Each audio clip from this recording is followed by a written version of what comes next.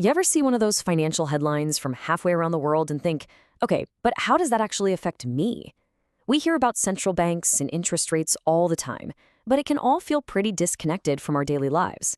Well, today, we're going to connect those dots because a massive financial shift is underway right now. And really, it all comes down to one huge question. What happens when the world's biggest lender, a country that's been pumping cheap money into the global economy for decades, suddenly decides it wants that money back? Because believe it or not, a single decision made in Tokyo is triggering a massive shockwave across the entire globe. So let's break down exactly how this one move is going to touch, well, pretty much everyone.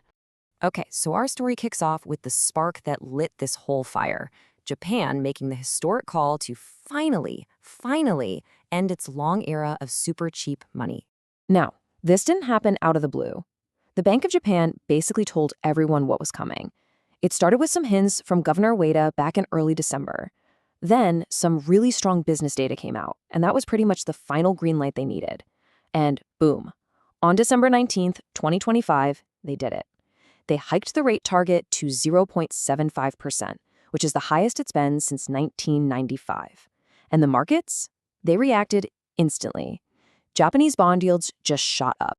To really get why this is such a big deal, you have to understand something. For decades, literally decades, Japan's interest rates were parked near zero. It was like a global financial spigot that was always on, just pouring a constant stream of cheap cash into markets all over the world. Well, on December 19th, that spigot was officially cranked shut. And that brings us to the very first major domino to fall, a massive event that people are starting to call the Great Yen Repatriation. So, to get what's happening, you need to know about this thing called the yen carry trade.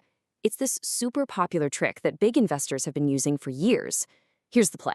You borrow a ton of Japanese yen for practically nothing, like 0% interest, and then you turn around and buy assets in other countries that pay you more, like US stocks or bonds. You just get to pocket that difference, the spread. It was basically free money. And the scale of this thing is, well, it's just mind-blowing. At its absolute peak, this one single trade strategy was worth an estimated $5 trillion. That's a 5 with 12 zeros after it. Just a colossal, unbelievable amount of money, all built on this one simple idea. So, here's how the game was played. Step 1, borrow yen for free. Step 2, buy US assets paying, say, 4%. Step 3, profit. It was that simple. But now, the whole thing is flipping into reverse. With Japan's rates going up, that juicy profit margin is vanishing. So now traders are forced to unwind. They have to sell their US assets to get cash, use that cash to buy back yen and pay off those loans. The party's over. So the takeaway here is that this is not just a few people changing their minds. We're talking about a multi-trillion-dollar tidal wave of money that's now rushing out of US markets and flooding back home to Japan. And of course, this giant wave of selling is crashing onto American shores at what might be the worst possible moment, because the US is staring down a massive debt wall of its own. Let's just look at the numbers for a second, because they're huge. The US national debt is on track to hit a staggering $40 trillion. But here's the real kicker. It's not just the total amount. Of that $40 trillion, nearly $18 trillion of it has to be refinanced in just 2025 and 2026. That means the government has to find new people willing to lend it all that money, like right now. And that, right there, is the heart of the crisis. You've got this perfect storm where the US government desperately needs to find buyers for trillions of dollars in debt at the exact same time one of its biggest historical buyers, Japan, isn't buying anymore. In fact, they're actively selling. And the problem isn't just Japan. You look around, and other big players are stepping back too. Europe's got to pour more money into its own defense, so there's less cash left over for US bonds. The whole decoupling thing with China means another huge buyer is fading away. And to make matters even worse, a 43-day US government shutdown in late 2025 meant the Federal Reserve was basically flying blind without crucial economic data right when all this was heating up. So, with all this chaos swirling around, what's the immediate aftermath? Well, in this new reality, we're already seeing a pretty clear split between the winners and the losers. So, who's winning?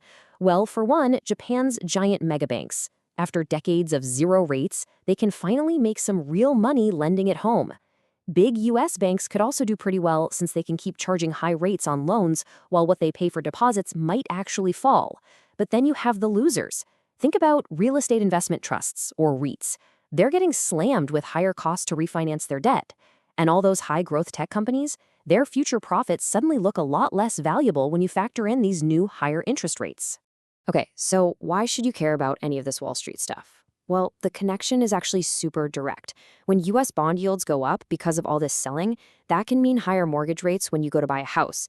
It can also mean that the stocks sitting in your 401k or your retirement portfolio are suddenly worth less. The stuff hits home.